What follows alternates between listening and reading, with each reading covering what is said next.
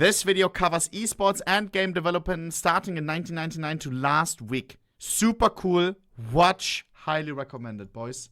The entire history of Counter-Strike. We go. Chat, zack. We go in. Sponsoring this video. Vamos. Thank you, Enlisted, for sponsoring this video. W Enlisted. The future of Counter-Strike. Oh man, I'm gonna get a little bit nostalgic. I may cry. 9 are your E-League major champions. Have won. Taz has delivered in front of the home crowd. The year? 2011. Oh. A life-changing year in gaming for many, and plenty of companies began taking notice, wanting a piece of that sweet, sweet gamer revenue. Timeless classics were released, such as Skyrim and Portal 2, Battlefield 3, Modern Warfare 3, Gears of War 3, Uncharted 3, Lego Star Wars 3, Super Mario 3D Land. Let me make it a little bit louder. Battlefield 3 I played so much. Call of Duty 4, Black Ops 1, Black Ops 2. Oh my days. Saints Row the 3. Oh, do you remember this one game? Wait. Star Wars... Is it Battlefront? Star Wars Battlefront. Oh my god. If you know, you know.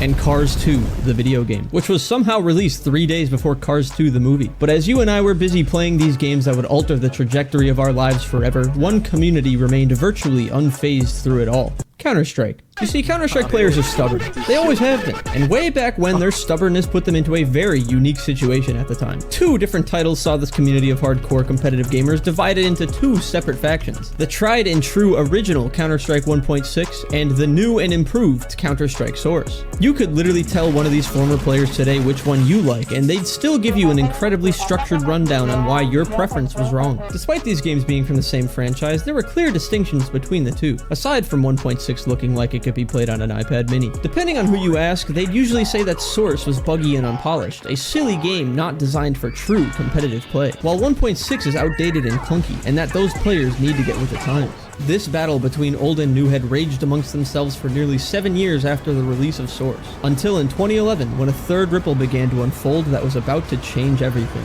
Counter-Strike 3. Well, sort of. This one doesn't actually count, and we don't acknowledge this one, and this one is not technically Counter-Strike 2 because this one is CS2, but to understand how we got here, we need to go back to where it all started. Before there was a shitty sequel. Oha! Is it your video? Yo! We got the creator in the chat. Fucking boss.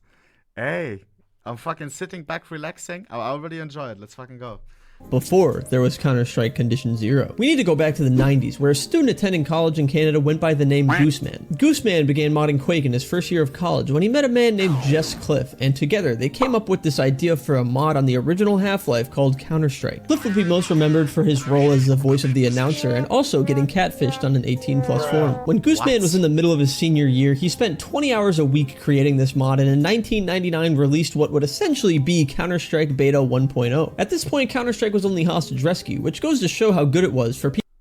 I put you in the video, but only for 0.25 seconds. I hope you see it. What the hell? Alright, I'll keep an eye out, thank you.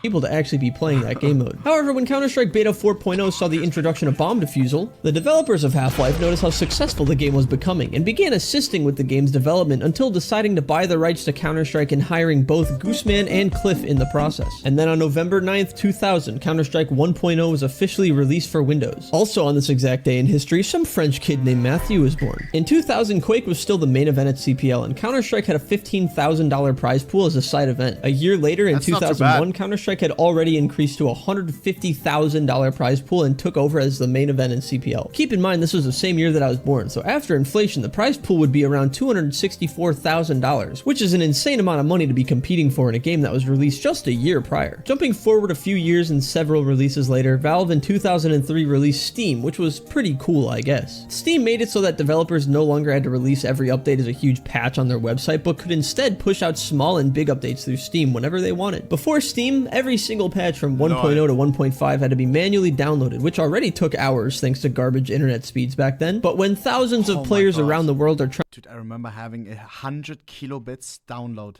100 kilobits. I was watching videos in 480p, bro. And they still kept buffering sometimes. Oh my days. Fucking Arcor in Germany. Arcor! I think they're part of Vodafone now or something. Jesus. My mom was, I think, cheaping out on the internet contract, bro. Fucking hardcore. Holy shit. Trying to download the same update as you from the same server, speeds are slowed down even worse than before. So along with Steam also came Counter-Strike's final release 1.6, which coined the term CS 1.6 since everyone is going to be playing on the same version all the time. For Gooseman, the success of the game and getting hired at the company that made the game he mods for was a dream come true, but he would soon realize that it wasn't all sunshine and rainbows at Valve HQ. The reason 1.6 ended up being the final release was because although Gooseman intended on working at Valve to develop Counter-Strike 2, Valve said, no, we are not doing that. And I can only imagine it was because Valve already had plans for a sequel of their own. Come March of 2004, Counter-Strike Condition Zero was released for Windows and it was so poorly received that I probably won't even talk about it for more than 30 seconds. Valve at the time thought a single-player campaign for Counter-Strike was a good idea, and although the graphics were very slightly better, it was essentially just an alternate reality 1.6, so it flopped about as hard as my Lethal Company video did. Unfortunately for the fans of 1.6 though, Condition Zero wasn't the only thing that was going to let them down this year, because just a few months later, Valve released Counter-Strike Source. Significantly better graphics in all aspects of the game. Players even had the ability to import pictures straight from their computer into the game. Bro. Many way worse examples I cannot show in this video. I still can't. This was a thing. You had graffitis and you could upload your own ones. What the hell? Chat, I wish I was playing the game during this time. How bad was it? I would assume if I think what the CS community would do, of course, hella crazy stuff, like really bad things probably. When it comes to some symbols, maybe some German symbols. Porn, of course, some fucking dicks probably. Some boobies, mainly tits. Bro, I think tits make actually, I think the most sense as well, because then you're distracted. Imagine you peek an angle and then you have some boobies. You tuck your of course immediately, bro. If you didn't maybe that day, your focus is off for a second, zack, the guy peeks, swing, white swings you, that, Bruder. Exactly how you'd expect it to. Models had ragdoll physics, and even the props had physics. He just hid the bomb under the barrel. He just rolled a barrel on top of the bomb. Source had... there's some mental gymnastics behind that as well.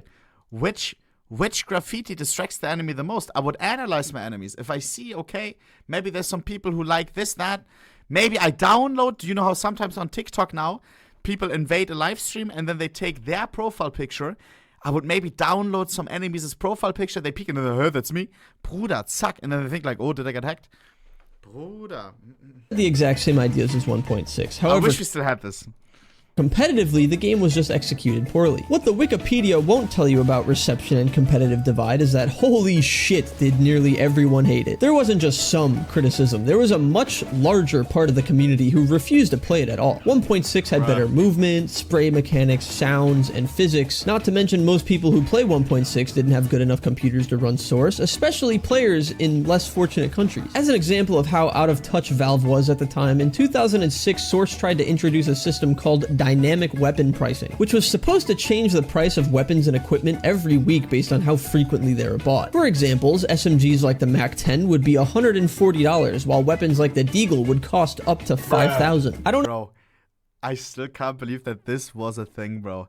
I remember we watched a video already about like that this was the thing, Bro, the more guns got bought, it's basically like a fucking crypto, and you could check what the M4 is worth this fucking week. I love it, chat. It's a self-adapting meta. If one gun is too cheap, like for at the current price, people keep buying it. Oh my god, right now M4's meta. Then it turns way too expensive. It goes from 3K to 6K. Next week you have the fucking people gotta go with an RVP, gotta go with an AK. Deagle all of a sudden 5K. Bruder, I love it. It's so cool. Of course it's not really feasible, but man, I love the idea. So fucking cool. Would be $140, while weapons like the Deagle would cost up to $5,000. I don't know who came up with this abysmal idea, but I assume it was intended to take advantage of Steam's quick and easy update system, showing that weekly updates were possible. A couple of months later, Valve had to abandon this idea after players showed them why it was incredibly stupid. This kind of just proved that Valve did not know what the fuck they were doing. So with all that being said... This was because some guns, I remember watching a video on this, I think went down to like, was it 0? And then people just... spammed the fucking shit. Players casually causing inflation. Yeah, because guns were so cheap and then there's... Bruder, it's so funny. This kind of just proved that Valve did not know what the fuck they were doing. So with all that being said, and 1.6 basically never getting updated again, let's talk about how successful esports was. These games are competitively driven after all, and I'm going to talk about money, because I need to do this so you understand how little Source was cared about by the players. 2005 was the first year that Source saw any tournaments whatsoever, and there was a total of $150,000 of all 12 tournaments held that year, and way more than half of that total value came from one tournament alone. You should guess how much money 1.6 had in tournaments that year. If you said 1.3 million, you would be right. Wow. That year held a few six-figure prize pools, but the biggest one was ESWC 2005 with a $140,000 prize pool. Okay. Somehow 1.6 actually got bigger since the release of Source, and it's not even close. In 1.6, nobody was more successful than the ones from Europe. Of the top 10 most successful organizations, 8 of them were European or Eastern European teams. 1.6 curated phenomenal talent from all over, such as Kogu and FNX from Brazil, or Forrest and GetRight from Sweden, Taz and Neo from Poland, and the United States player Good for Nothing, just to name a few. What I love about CS, I swear on God, bro, look at all the history, bro. The players that came up and that are still around. Taz now coach on a tier 1 org on G2. Bro, he is still around. I don't know about the other guys, but as in Neo from Poland. Neo now face coach. Bro, it's lovely, no? The United States the player history that we have, man.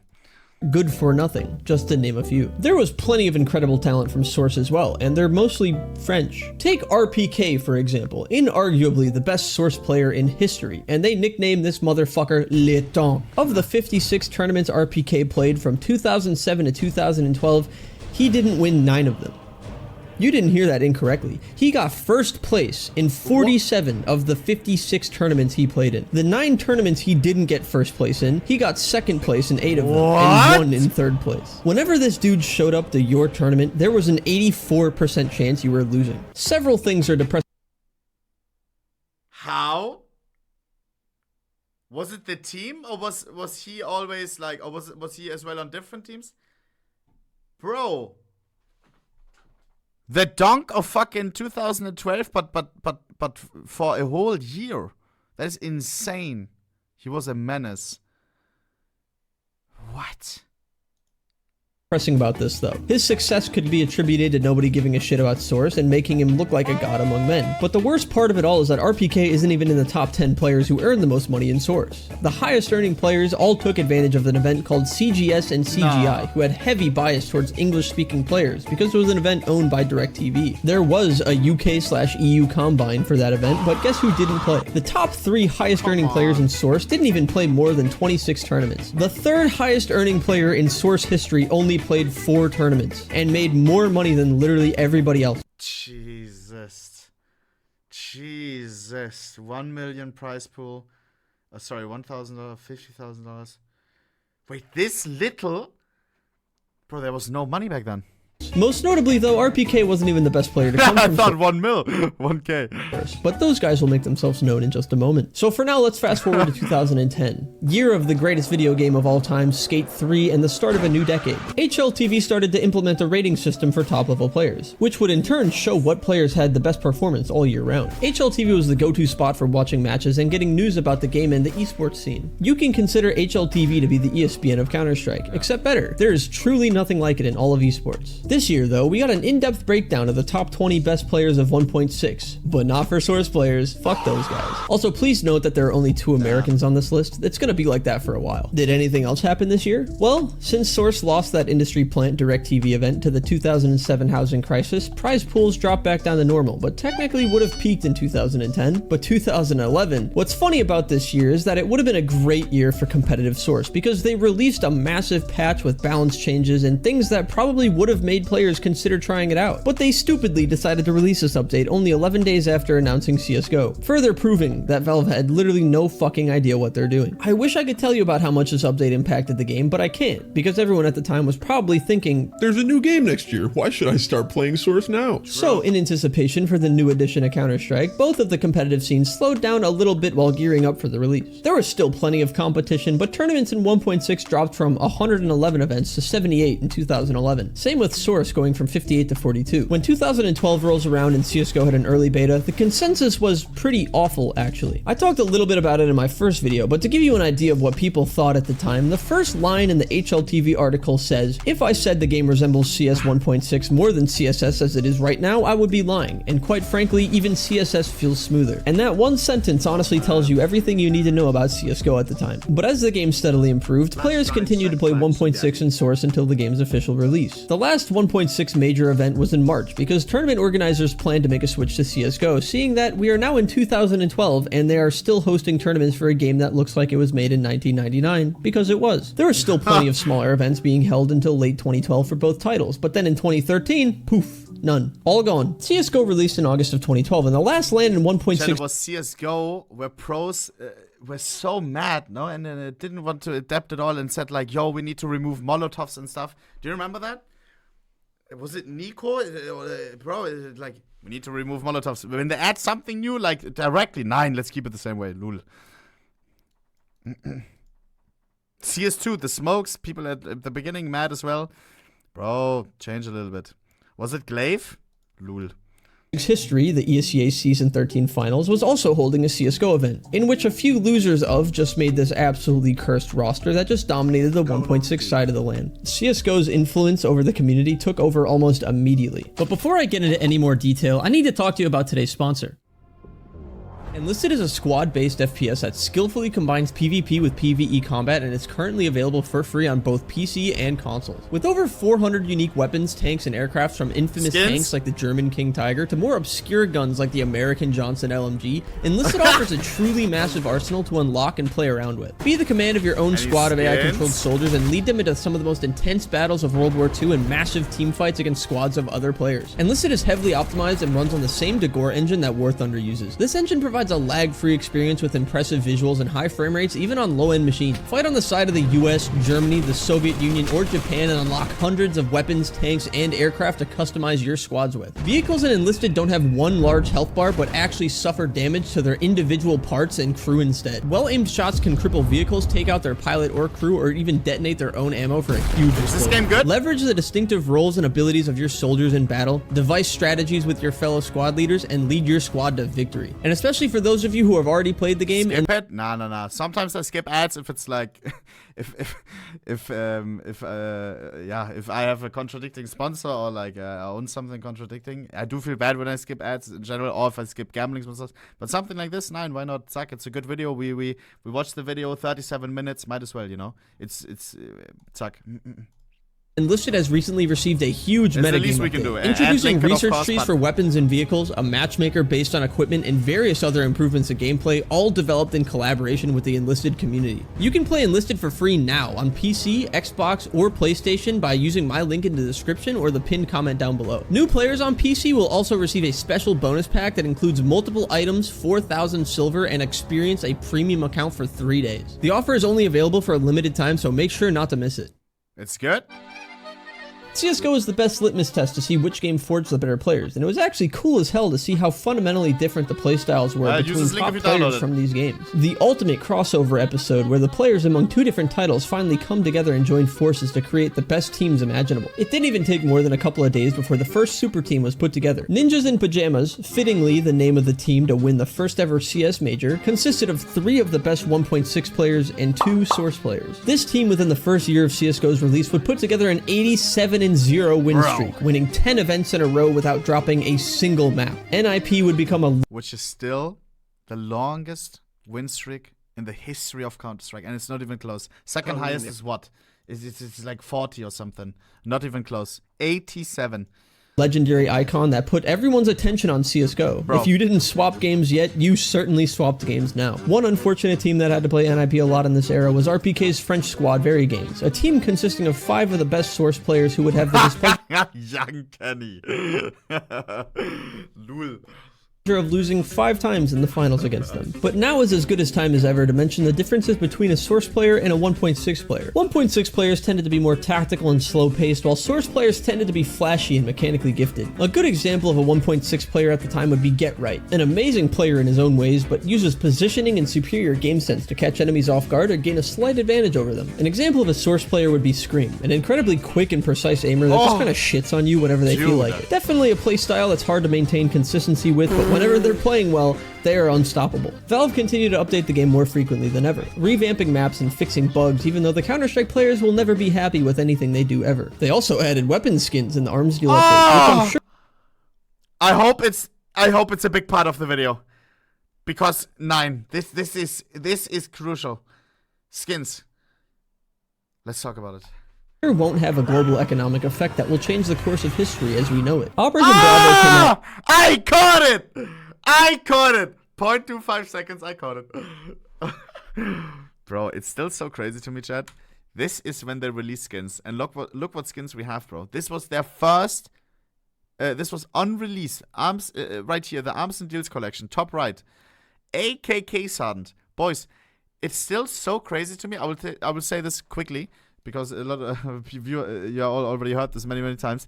But the fact that they released the skins economy with floats, pattern, and the different skins day 1 and didn't have to change anything. You have to remember, they released it and they changed nothing about it in the past 11 years. And it's the most perfect setup ever. The fact that they got it right from the beginning, boys, and we have the AK Scarpet and also the rarity that it comes in.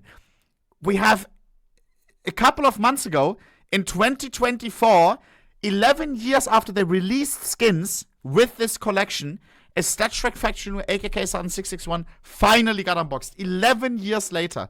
The perfect rarity of skins with different patterns. The perfect uniqueness of skins, floats, float values. It has all been there from the beginning. How crazy is that? Also, Darkwater. Darkwater is the same pattern tablet as Slaughter. It is 1-to-1. They copy-pasted this onto the Slaughter knives. We have knives in this. We have case hand knives. The Karambit Blue Gem, the $1.5 million Karambit, exists one time in Faction 2. Is still a one-of-one since 11 years. Bruder, Slaughter knives, Crimson Web knives have all been there since day 1 of them releasing skins. How? And nobody else could ever copy an economy like this, even though and CS did it right from day 1. How crazy is that, guys? I can't believe it. I can't believe it. The person who cooked up the skins economy is fucking ridiculous. I think they hired some people. It's rumored, and I think we know this. Correct me if I'm wrong. That they hired people who worked in the economy sector for Greece, for a whole fucking country. Those guys cooked up the fucking skins economy, bro. It's a little bit weird, bro, the guy from Greece, but Greece, I don't think, doing the best economically right now, but hey, he cooked up something crazy for CS. Zack. I'm sure won't have a global economic effect that will change the course of history as we know it. Since day 1, we had case hunter, bro. I don't get it. No changes, no update. Oh, guys, we're adding patterns now. No, since the beginning, nothing changed, Bruder. Zack, oh my days. And they built upon it with stickers. Oh my god. Oh, Bruder, it makes no sense to me. And StatTrak, they released StatTrak as well day 1. StatTrak in 9, chat. It makes no sense. I wonder whether they got a little bit lucky or whether it was so thought through. The fact that now some skins still don't exist. The rarity, it's all perfect. It's all perfect. Like, who the fuck did the math about all of this? Knowing that, oh yeah, this is the perfect rarity. This is not like, oh, Bruder, wow. Operation Bravo came out not long after, which added more replayability in the form of I'm after end stream, bro. This is too ridiculous. I have to think about it more. Community-made Let's finish map the video. and a coin that would upgrade the more you play. DreamHack Winter 2013 was just a few months later, the first ever CSGO major. I want to write a book right now, not gonna lie. with a prize pool of $250,000. man. You'd think it would be a wash for the 87-0 team, but it wasn't. It was a completely separate Swedish powerhouse of a team that took them over in the finals. Flusha and 17-year-old Menace JW took the community by storm after stealing the first ever CSGO major from the hands of NIP, who, let's be honest, really shouldn't have fumbled. 9. Did we have trade-ups from the beginning as well? I think we did. 9. How? And then as well, like, that we can't do 10 reds for gold. Imagine how screwed that would have been. All perfect. And since day one, dude, I hope the guy who came up with this is a fucking, is happy right now in life. Because he fucking deserves to be. What a smart fella. What a smart fella. What a perfect fella. Bruder. He secured the CS economy for its whole life. For all of us to enjoy still in 2024. Holy smokes. I wouldn't be sitting here right now without that guy. Because I really, really got hooked. My whole childhood was skins, nerding out on skins, researching patterns, everything. Bruder, thank you. Whoever did this, thank you. That in the same year as their impossible win streak. To round out the year, gift boxes. Whenever used, would give a random user inside the server a random skin. Or whenever you're watching a stream, you have the chance to be given a drop. Your name would pop up in-game whenever you get one, and this obviously turned out exactly how you'd imagine it to. The names that usually kept popping up on screen were skin gambling websites, so they had to remove the HUD feature. The game was getting consistent updates. The best players of that year were a wonderful mix of 1.6 and source players. The world is healing. And then they had to ruin it all at the start of 2014 when they added the CZ. For $400, you can get a gun the size of a 5.7 with the firepower of an AK, and it terrorized the game for almost a full year until it got massively nerfed in December and was almost never seen again. There was plenty of great updates this year though, like stickers, Operation Phoenix, Breakout, and Vanguard. Cash got added, Train got reworked, the best team in North America, iBuyPower, threw a game against netcode guides for skins and got permanently banned from participating in Valve-sponsored events, ruining the careers of 4 American players for a few measly pixels on your computer screen. Meanwhile in Europe, NIP got second place at yet another major, losing to Polish powerhouse Virtus Pro, but then redeemed themselves by finally winning the one after that. Meanwhile, in specifically France, LDLC wins DreamHack Winter 2014, making them the first group of only Source players to win a major, proving that anything is possible. Also, NIP got second place at that one too. Bit of lore at the time, French player Kelly replaced Scream on Titan only to then get VAC banned for cheating immediately after. This is what Scream had to say about the situation. Kelly VAC ban? No. Seriously? No. Seriously? No. Seriously? No. I don't trust that. Seriously, Kelly VAC ban? Are you fucking serious in my eyes? He has such a way with words.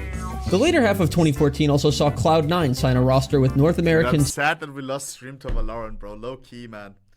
Jeez, I was watching a clip where he was trying out CS2 when it got released and everything, and he hopped in game into CS2 into deathmatch for like 10 minutes, and then he said, "Can't play it no more. I don't want to get used to it," and went back to Valorant. Oh, Bruder. Because he wants to like keep the same game, like handling everything, you know, like he went straight out. Starchild Shroud, 1.6 Legend Nothing, National Treasure Sean Garez, and Hiko, who was the only player to be featured in HLTV's top 20 who wasn't banned from competition. The only other player I'm referring to here was the 18th best player of 2014, Swag, who at 18 years old was one of the 4 members of iBuyPower. Swag as well. I saw live recently on Twitch, also Valorant now. Dude, so many people went over to Valorant. Brax also Valorant. Get banned. NA did not have a lot going for them when Hiko left Cloud9 shortly after joining to go play with former He also plays CS? Aha! He's dual wielding it. Boss. iBuyPower guys who were all being investigated at the time and weren't banned yet. So he left the team for essentially no reason, and Cloud9 had to pick up Shazam on short notice. Also, Get Right would be named the best player in the world yet again for 2 years in a row. But before I get though, there was a case called the Huntsman, and in that case there was a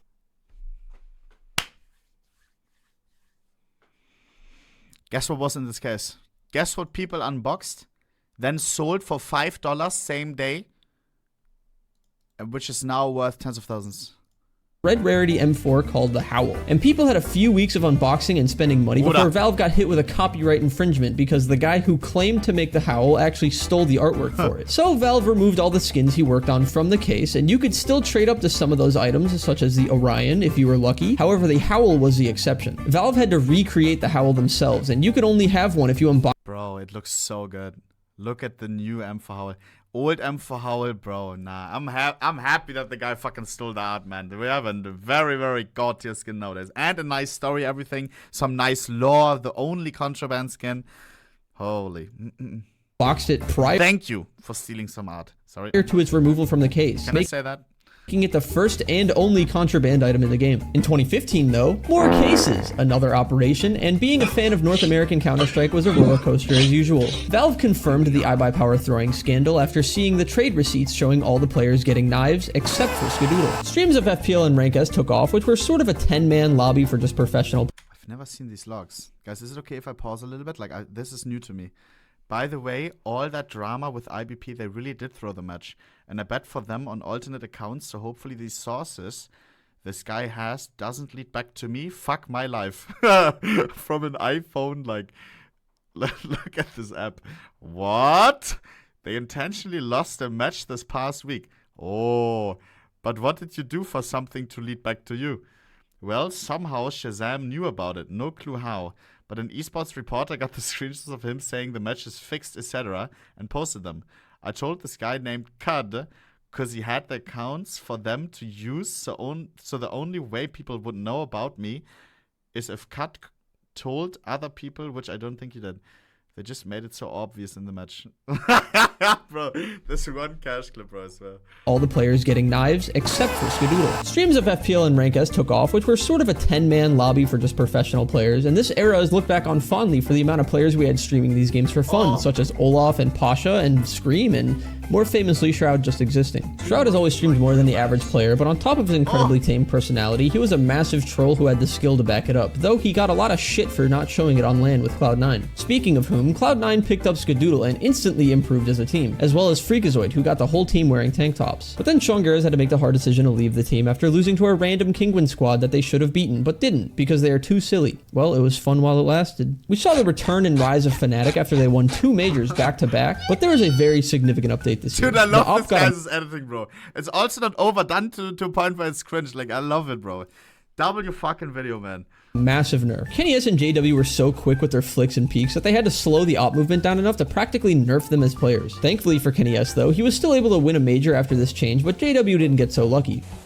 Oh, Sean Garris, noob Garris. By the way, NIP got second place in another major this year, showing how good they are at barely winning stuff. But on the bright side, they picked up Finnish sniper Alu, who gave us this gem of a quote. Are those Red Bulls only for the commercials, or can you actually drink them?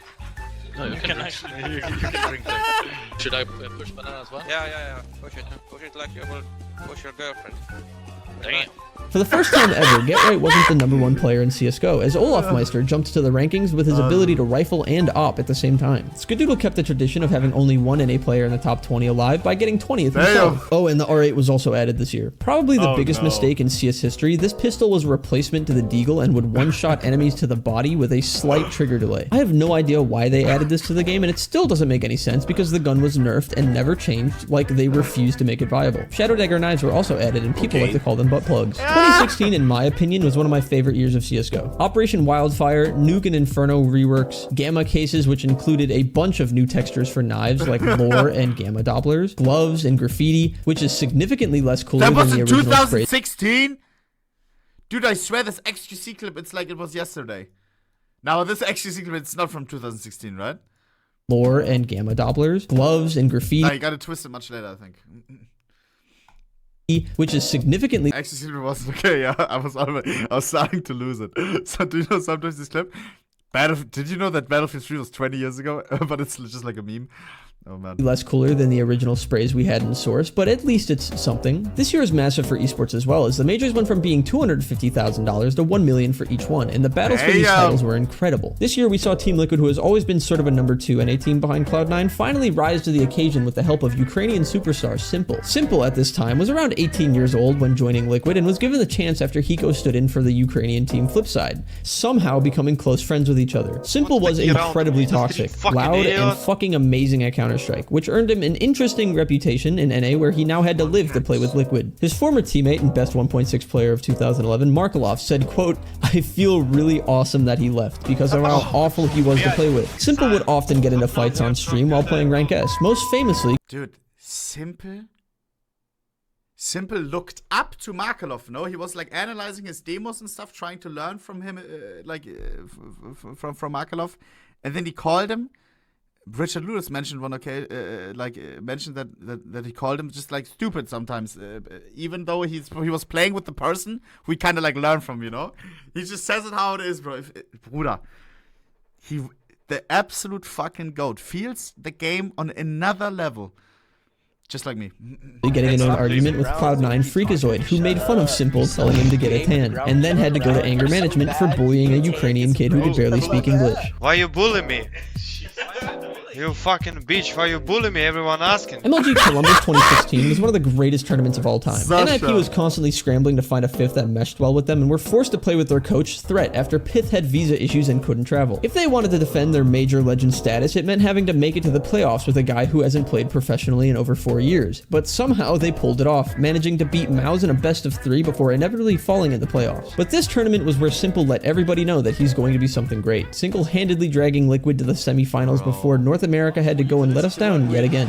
Here he comes once again. The first base is a Dren. He's going to hit the ground there. It's Cold. Oh, what? A jumping double for Cold. What is going on right now? After this round, Liquid blew the lead and did the same thing in the next map to lose the series. It was still an amazing run for Liquid, as NA has never been this far in a CSGO major before, but I'll be honest, it still makes my stomach churn rewatching the jumping double from Cold. Luminosity went on to win the major after absolutely shitting on Navi in the last map, and it was actually heartwarming to see a Brazilian team with so much passion and love for the game win the biggest tournament of all time. FNX and Fallen were already 1.6 legends, but to come up— Guys, we should one time, would it be a good stream?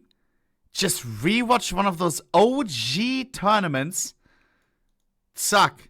With the analyst desk, everything. Suck. For the nostalgia, bro. Just one day. Suck. The grand final day. It could be cool. It could be very, very cool. Not gonna lie. Up big here was worth so much more. Literally, it's $1 million.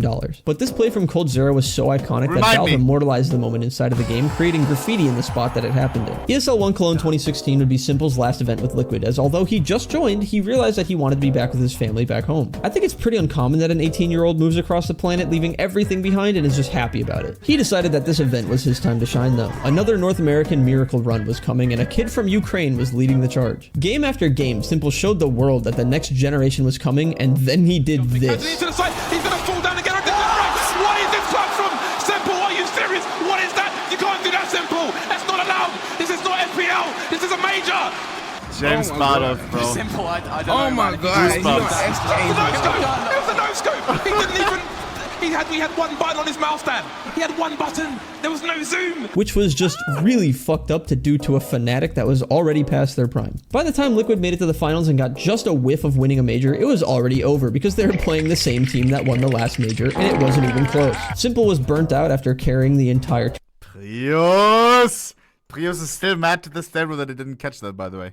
Tournament and put up a stinker at the end. He then went back to Ukraine, where he got offered a spot in one of the most ancient Counter-Strike organizations, Navi. They noticed how well he could perform under pressure and his ability to carry nearly anyone on his own, which he will unfortunately be doing a lot, even though he replaced Zeus, one of the oldest active players at the time, with a career rating of 0.92. But Simple's short stint with Liquid is remembered by practically everyone. The Brazilians were just in too good of a form to be slowed down at the time. SK and Coldzera made history and NA fumbled yet again. Funnily enough though, Cloud9 actually won their first big tournament this year, and it was in Sao Paulo, Brazil, beating SK in the finals. If only Sean Garras was there with them. Speaking of which, let's see what Sean is up to. Let's do fast mid. We'll take out their mid guy, and we'll just go into a mid B split quick, okay? Can you just boost me over and I'll kill this guy? Plan on going... No, just do fucking fast mid, Ronnie. Holy fuck. I don't have a smoke. Then fucking buy one, dude. What? I called the shot before fucking freeze time. 2017 Counter-Strike saw a transition into a new era. And if you thought 2016 saw a bunch of new names take center stage, wait until you see it now. For updates, we had Operation Hydra, a Dust 2 rework, and a lot of skins, but that's honestly it. Canals, I guess. Cases. HLTV updated their rating system to make more sense, if that's worth anything. Anyway, SK only got top 3 in a major this year, but they still went on an absolute tear, winning 8 tournaments and reigning as the best in the world. 2017 was a year of upsets, and I'm not just talking about being upset about nothing and Shroud being replaced on Cloud9. I thought that was part of the video. That was TTS. Wow. Lul. The most beloved team in history with only 1 trophy in like 3 years to show for it. The year started with E-League Atlanta, where Astralis started to take off with the help of 18-year-old Kiarbi, meeting Virtus.pro in the finals, who still had their core of players from 1.6. VP put up a good fight for a bunch of old heads, but the kids are starting to take over, it seems. This looked like it was going to be an insane year with how SK was performing and FaZe building a super team after acquiring Miko and then winning a tournament 2 months later. Despite winning the major, Astralis And this guy still doesn't have a major. No CSGO major. How? How, bro? Was eliminated by FaZe in 3 tournaments this year. But this was also a big year for the first CS2 major coming up in 6 days. 18 months. Infamous iBuy Power guys, because ESL decided that 2 years was long That's gonna happen, right? I believe. Enough and gave them an unban. This didn't mean that they could play in majors, but it was sort of a last hurrah for the guys. Cloud9 even allowing Swag to sub in for the greatest event of all time, CS Summit. A chill tournament held in just a big-ass house. Actually, I remember one time we were playing against Virtus.pro, Nuke, and it was 15-5 to VP. We were playing as D, VP ICT, and Fallen said, guys, if you think we are good, let's prove it now. 15-5. Did we come back? Of course not. 16-5. The second major was an underdog story between Gambit and Immortals, a completely different Brazilian team, proving that this region is just unbelievably talented at Counter-Strike for whatever reason. Gambit stole this major all in thanks to Zeus, who was probably fueled by the fact that Simple replaced him. I just say, OhnePixel, I love you. And second, God help me, and I won major. Chad, one thing I don't understand, bro. Was tournament production better fucking 7 years ago? This is 2017. This looks ridiculous. The gaming booths, the way the camera is set, the crowd, I feel the hype. This is from 2017. Probably fueled by the fact that Simple replaced him. I just say, OhnePixel, I love you. Bro.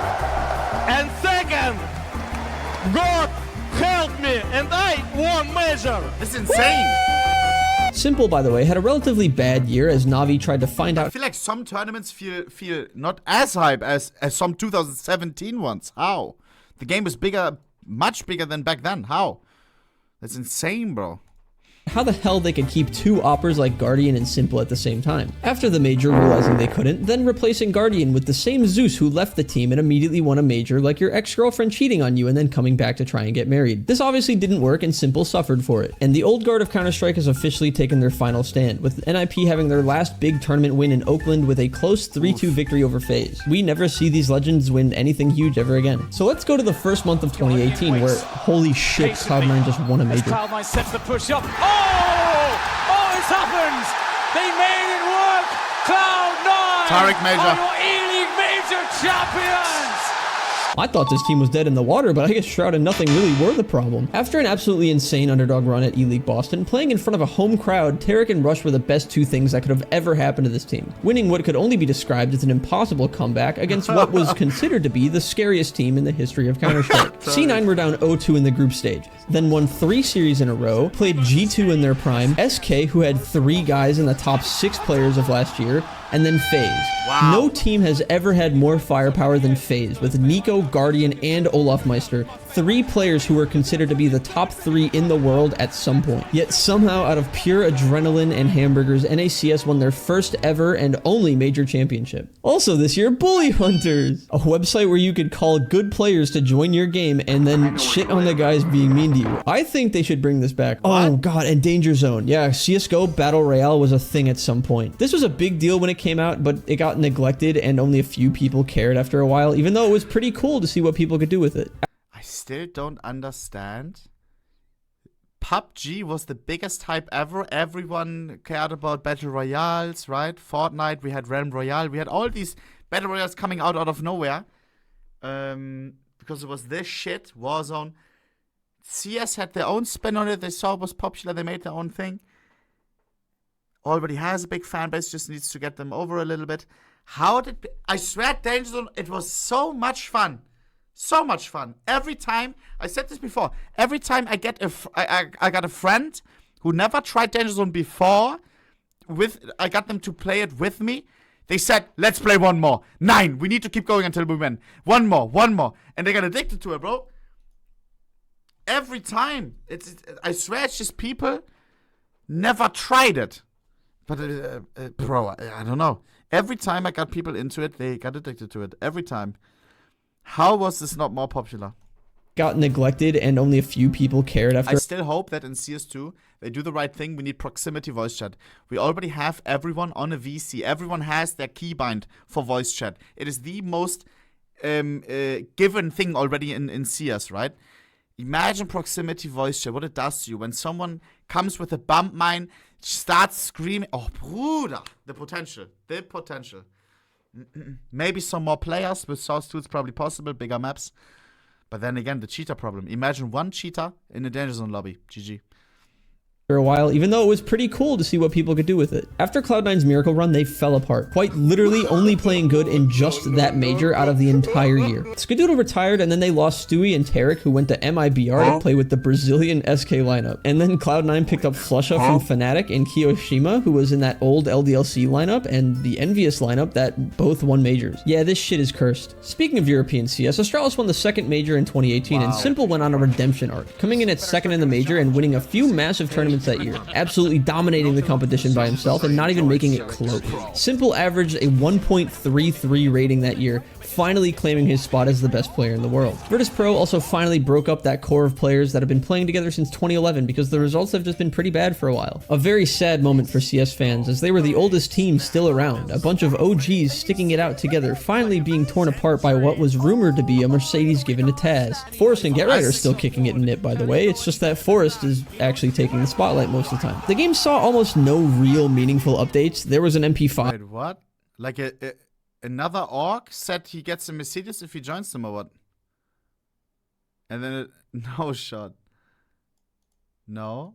What do you mean Mercedes incident? I don't know it. How you don't know? Orc owner, Mercedes incident aware. VP gifted him a Mercedes. Huh? No, VP gave only LOL! Only he got a Mercedes? No! And then the others got jealous. Oh, brother. Which is still never used because it was always terrible, and some more cases because skins keep the game alive. Updates slowed down a lot at this point. 2019, I'm going to start speeding these up a bit. Cash was removed from the active pool and was replaced by Vertigo, a decision that nearly everybody hated at the time, per usual. They did a rework on Cash a little later this year, but everyone hated the way it looked because of course they did, and Cash was then never played professionally ever again. Operation Shattered Web was added, which had a campaign mode. That was pretty cool. Hey, by the way, totally random. Do you remember that kid named Matthew earlier that was born on the same exact day that the original Counter-Strike was released? Yeah, he just dethroned Simple as best player in the world. While Astralis were taking over the entire competitive scene, three-peating back-to-back-to-back majors for the first time since 1.6, ZywOo out of nowhere was dominating the tier 2 Counter-Strike scene like some sort of demigod. He was then given a chance to shine with Vitality, teaming up with old French source legends like RPK, Apex, and NBK. Immediately, ZywOo made it known that he was different. He was matched only by Simple, and nobody could keep up with him, and he was only 19 years old in his first year competing professionally. It was a really close battle for who was better this year. Dude, and Sonic Sat, the GOAT coach, Dunk is the biggest prodigy since ZywOo. This ZywOo gifted. And he said, Dunk, Bruder, ey, it's a new era, boys and girls. It's a new era. Of course, I mean, yeah, of course, yeah. Not overrated, huh? I mean, bro, again, highest rated last tournament as well, bro. He's just getting started. year, but ZywOo really starstruck everyone. Simple was a slow rise to the top, and ZywOo just projected himself. The major is gonna be so interesting, bro. To see how Dunk does. Imagine Spirit wins the major. Lul.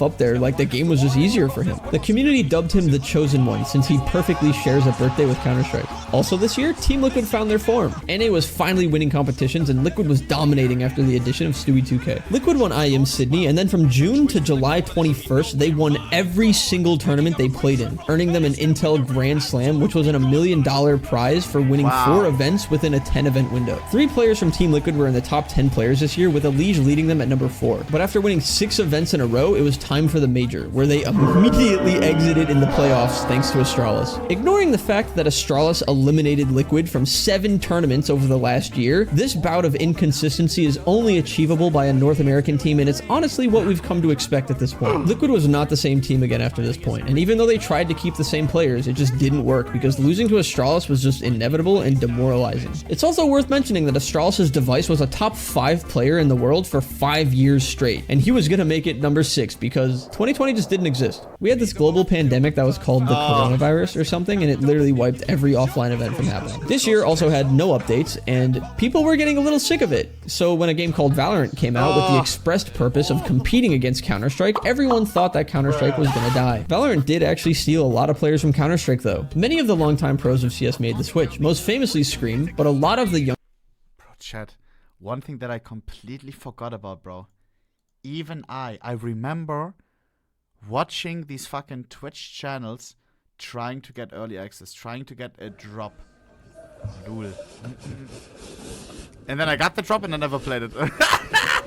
Dude, I was young. I saw everybody else like, oh my god, I need the drop. And I was like kinda hyped, like on Twitter they post, just got the drop. Dude, I got the drop, I didn't even play. The fuck? Younger talent as well. Tens became the best Valorant player in the world, and he was on Cloud9 for a bit with another weird roster that they tried to call the Colossus. I don't even know what to say about this, but needless to say, NA was in the shitter again. Nip has parted ways with everyone from the original lineup, and Dignitas came in and swooped up the squad for a last dance that did not last more than 10 months, but it was a cool idea. Unfortunately for this year, online tournaments are a lot less interesting because the crowd isn't there to make an impact, and the game is less consistent because of network latency and lag, so no majors were played at all. This year was a blur. You'd think Counter-Strike would try to go to war with Valorant, but they literally didn't care at all and just did what they always did, which was not update the game. There was this video made in 2016 called How Valve Treats CSGO, and it goes over a lot of issues that were around back then, and they all applied even now. There were stretches of time where the game didn't see an update for upwards to 171 days, but still, Counter-Strike fans persisted because if there's one thing that we know about them, it's that they're stubborn. 2021 didn't change that fact. In fact, it got worse. The biggest thing they added was unranked matchmaking, so you can play 5v5 without playing competitive. Can you believe that it's been 9 years since the game's release and there was no way to play the only game mode that mattered without queuing competitive? Well, you have to believe it because that's what happened. They added a Battlefield 2042 sticker collab, a game I completely forgot existed until I was writing this script and saw that update. Operation Riptide also came out later in the year, but I can't remember anything about it aside from Insertion 2. On the bright side, Insertion 2, LLL. Old Insertion, Insertion 1. Oh my god, bro. I love that map. I love that map. So esports AWPing on that map. Oh, wow. It doesn't feel like Counter-Strike. It felt like a different game, bro. Because it wasn't so much with like executes and stuff. Whoa. I like some hostage maps a lot. Still existed for CS, and Simple was not happy about being the second best player for 2 years in a row behind a guy who just started playing professionally. This man was cold-blooded. He didn't stop trying or slow down at all. He stepped up and got even better, which was terrible for the rest of the scene because it meant that they had to deal with Simple at his best and ZywOo, who was gonna shit on them anyway. The first offline event since 2019 comes around in IEM Cologne, and Simple reminded everyone why they called him the Undertaker and dropped a 1.5 average. Nobody else does it to the coolness of him, bro. This right here, bro. In IEM Cologne, and Simple reminded everyone why they called him the Undertaker and dropped— Way he just whips out the deagle, bro. Oh my days, oh my days. Am I glazing? I swear on God, bro. Like, no one does that like him, bro. Fucking cheeky kill with the RVP, deagle, tuck into the headshot, bro. Oh my days. A 1.5 average rating on their heads. Simple beat ZywOo in the head-to-head, but to be frank, the rest of Na'Vi were just better than the rest of Vitality. The second offline event is the PGL Major, an accolade Simple has yet to accomplish. He still— Stockholm PGL, Thorwin and Richard Lewis on the analyst desk. I actually miss that analyst desk a lot. I always mute the analyst desk. That analyst desk, I did not mute. Even if you don't agree with their takes, their hot takes, if you can't handle them, Richard, Lewis, and Thorin, it was entertaining as fuck. Never muted them once. Say L. I'm blocked on Twitter by Richard. Richard hates me. Thorin had me blocked for the most of the time. They don't like me. I can still respect a nice analyst desk, and it was a fucking show. It was a show. They put on the show. Still needs a major win under his belt, and he needs that ring to be considered the GOAT of Counter-Strike, and only Nico stood in his way. Nico left FaZe for G2 a while back, and he's also never won a major, mainly because of that. Remember, I think it was PGL Stockholm with a goofy green screen, bro. Where it was so obviously a green screen. It looked so weird. I loved it though. That thing that Cloud9 did in 2018. Nico is widely regarded as the best rifler of all time because most top players today tend to be oppers. But he is so dead accurate that he's been in the top 20 every year since 2016 and was top 5 in 4 different years. Oh god, and he just did the worst thing ever of all time. Jesus Christ, he's never gonna live that down. Bro, guys, this YouTuber. How clean was that? 3 years since 2016 and was top 5 in 4 different years. Oh god, and he just did the worst thing ever of all. This guy's insane, bro. What the fuck?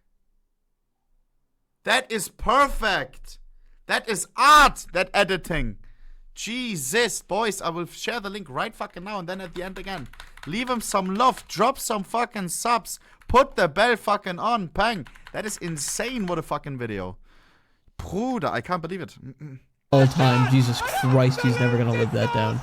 I can't even blame him though, because Simple is just on another level. He takes home his first major win, first major MVP, and takes back his #1 spot. The icing on the cake for the tragic story of Nico is that his former team, FaZe, ended up winning the next major in 2022 without him. Twist, who was a part of the Team Liquid dream run that lasted like 2 months, ran away to Europe and betrayed his country, but I'm joking because it was a really good idea for him to do that. 2022 was a year. I somehow got signed to Team Liquid after winning a competition. That was pretty cool, I guess. I'd ask you to dap me up if you weren't made of water or seltzer of some sort. Nobody's actually specified what the liquid is. CSGO turned 10 years old. Yippee. Stickers and music kits and cases. I'm sure you know the deal. Device was on NIP and didn't play for a year. Shox is on Liquid and Cloud9 are a Russian team. I don't know what's happening. The major this year was actually won by outsiders. And if you're wondering who, yeah, that's kind of what a lot of people thought. But it's not exactly an underdog story when they literally have Jesus on their team. And their coach encourages him to master Flugmajor, sage ich.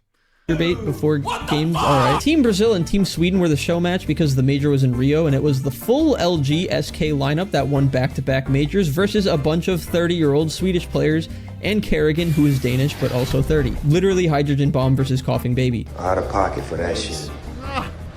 Way out of pocket. What do you gain from it?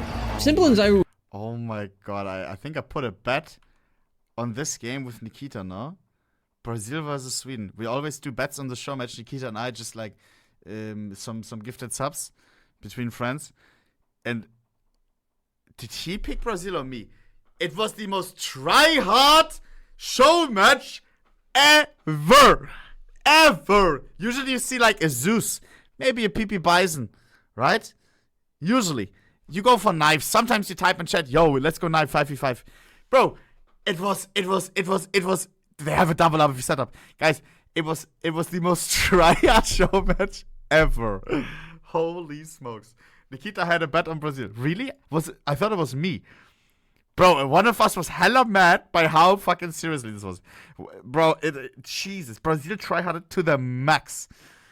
There was not a single troll buy. I think the most troll buy was like, it was this. Double RVP setup on train. Way out of pocket. What do you gain from it? Simple and Zyru were still the #1 and #2 because even though they didn't win a ton, they were still the undisputed GOATs. This video is already long enough for what was supposed to be a quickie, so let's just get straight into 2023 and the final year of CSGO. It was a long ride to get here, but we are here nonetheless. Valve announced CS2 with a random video about smokes being changed, which would explain why they were absent, like my father getting milk for the last 2 years. And they released another 11 months ago. That was 1 year ago.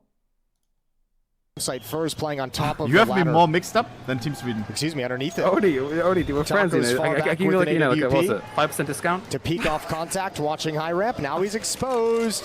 Poor timing. Awkward timing. How is he not killing him? To hold down the fort. You're actually trolling, dude. Are we trying to knife? Oh, what's happening? Eagles in that moment is possible. I think they maybe had 1 AK, but Taco almost completely exposed. Freiburg now. Bro, nothing that he could do behind here. Against, can I say it? Against washed up Swedes. I can say it, no?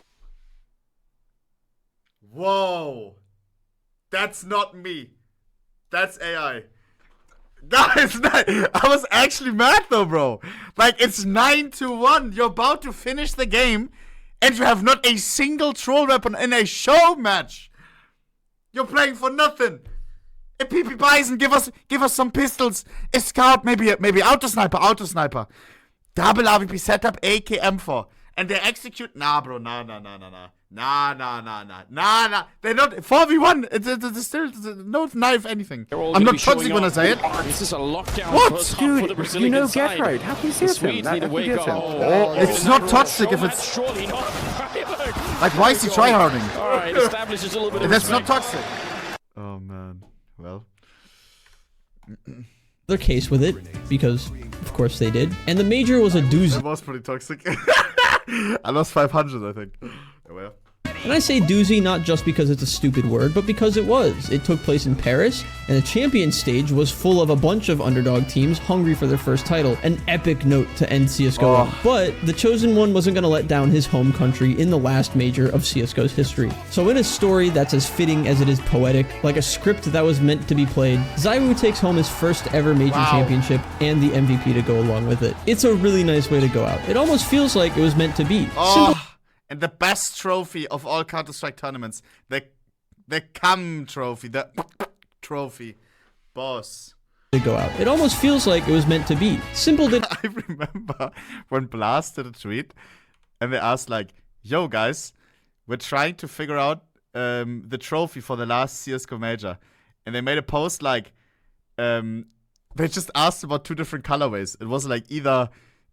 I think it was green drizzle or yellow drizzle. No, it was reverse. It was purple drizzle, yellow Blast logo, a purple Blast logo, yellow drizzle. And everyone was just like, what the fuck? Neither, bro. They just asked, which one? Bro. Like it was meant to be. Simple didn't play much of CS2 when it released. He was very upset about the way it felt, and many pros felt similarly, but he took a much stronger approach. So ZywOo took back his #1 spot in the world. But Counter-Strike stays competitive. Vitality won 2 in a row to end the year, but Nico and G2 won a few trophies as well. FaZe won a Grand Slam and then proceeded to win 3 big tournaments in a row. Twist's becoming the only player in CS history to win multiple Grand Slams. 2024, there's this kid named Donk who is currently terrorizing the whole scene right now, and people are accusing him of cheating even on LAN. He is like only 17 years old, and you know what? He's starting to look like another ZywOo out there. Hey guys, PostEditK here. Sorry if the audio sounds a little different. I'm recording this after I finished editing everything, and just wanted to give a couple quick notes before signing off. So Simple joined Falcons temporarily, debuting his return to Counter-Strike. He played his first match in 3 months, and it definitely wasn't his greatest performance. The first ever CS2 major, PGL Copenhagen, is a little over a week away, and it'll be the first time that Dupree won't be playing in a major after having won